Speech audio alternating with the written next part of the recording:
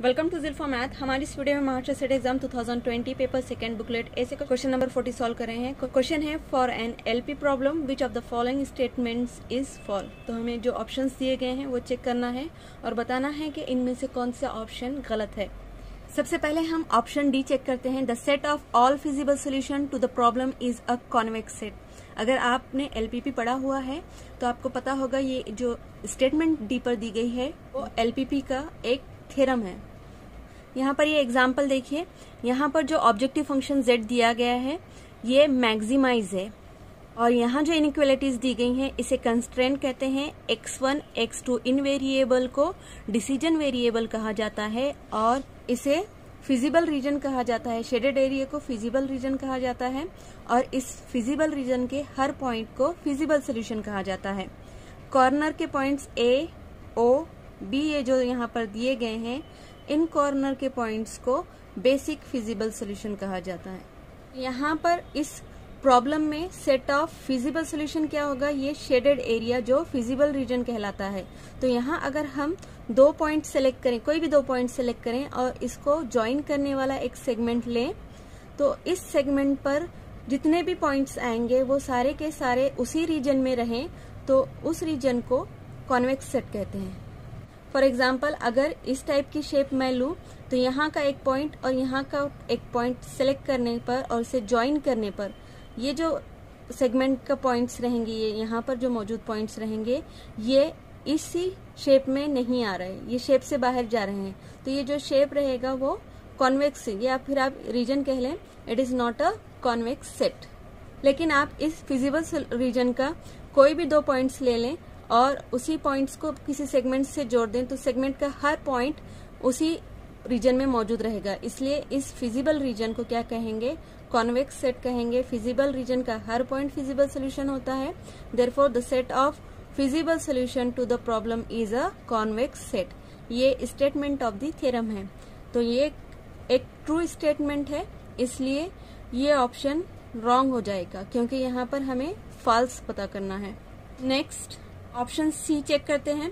If the half spaces corresponding to the constraint do not intersect the problem has no feasible solution.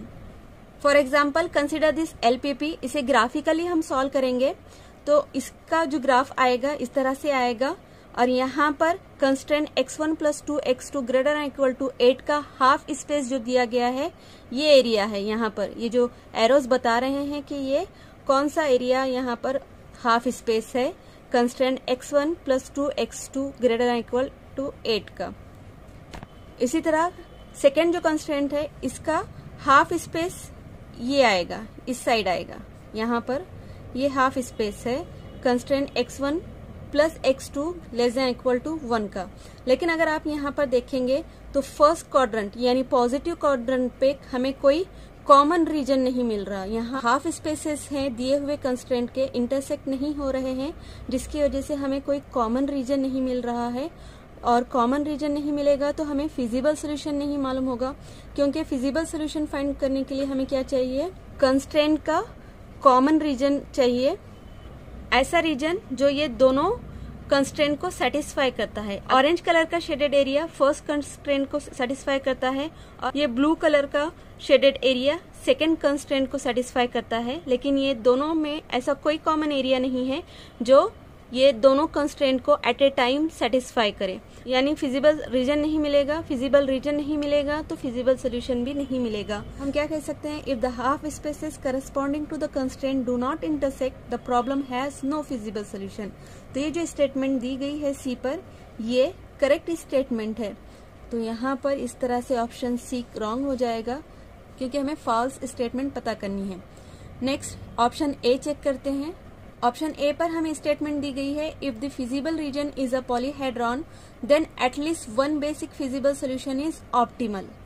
यहाँ पर देखिए ये shaded area feasible region रहेगा, shaded region का हर point feasible solution है। तो ये जो कॉर्नर पॉइंट जो दिए गए हैं फिजिबल रीजन के ये भी फिजिबल सोल्यूशन है। लेकिन इन कॉर्नर पॉइंट्स को बेसिक फिजिबल सोल्यूशन कहा जाता है।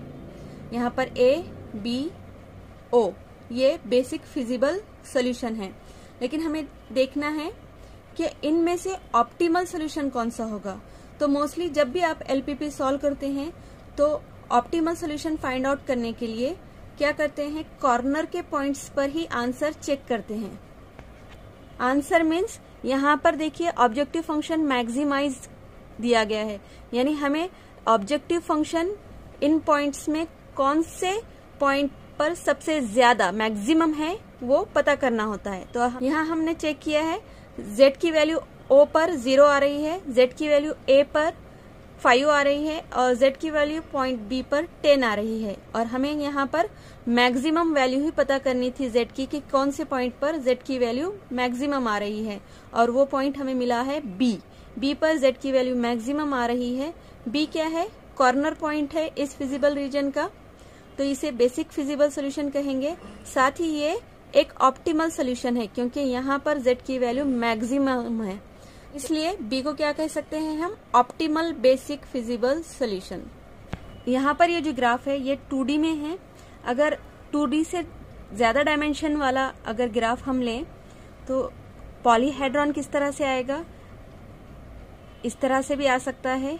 Polyhedron is nothing but a feasible region which is made by a finite number of constraint. इस एलपीपी का सोल्यूशन फाइंड आउट करने के लिए क्या करते हैं हम, ऑप्टिमल सोल्यूशन फाइंड आउट करने के लिए इसके कॉर्नर पॉइंट्स हम चेक करते हैं, और कॉर्नर पॉइंट्स पर एटलीस्ट 1 कॉर्नर पॉइंट हमें ऐसा मिलेगा जो ऑप्टिमल रहेगा, और कॉर्नर पॉइंट्स को क्या कहते हैं, basic feasible solution.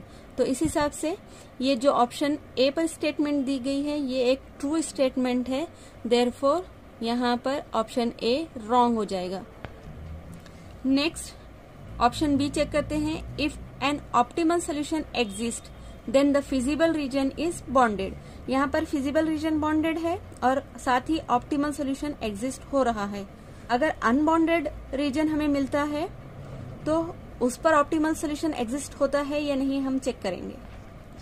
Consider this LPP, graph इस तरह से आया है और ये जो येलो शेडेड एरिया है फिजिबल रीजन, यहाँ पर देखिए एरिया ए बी सी पर हम ये कॉर्नर पॉइंट्स हैं इस फिजिबल रीजन के, इस कॉर्नर पॉइंट्स पर हम z की वैल्यू चेक करेंगे। z की वैल्यू a पर 5 आ रही है, z की वैल्यू b पर 3.5 आई है, z की वैल्यू c पर 4.5 मिली है हमें। और हमें क्या पता करना था, z यहाँ पर मिनिमाइजेशन है, यानी मिनिमम वैल्यू क्या होगी z की मिनिमम वैल्यू b पर आ रही है 3.5, यानी हमें इस बेसिक फिजिबल सोल्यूशन पर ऑप्टिमल सोल्यूशन मिल रहा है, जबकि ये जो फिजिबल रीजन है ये अनबॉन्डेड है। तो ऑप्शन बी में क्या कहा गया है, if an optimal solution exist then the feasible region is bounded. लेकिन यहाँ पर जो हमने एग्जांपल ली है उसमें अनबॉन्डेड फिजिबल रीजन पर भी हमें ऑप्टिमल सोल्यूशन मिल रहा है। Therefore we say that the statement given in option B is a false statement. Therefore option B is a correct option for this question. I hope आपको समझ में आ गया होगा। वीडियो अगर आपके लिए हेल्पफुल है तो वीडियो को जरूर लाइक करें, शेयर करें, चैनल को जरूर सब्सक्राइब करें। Thank you for watching.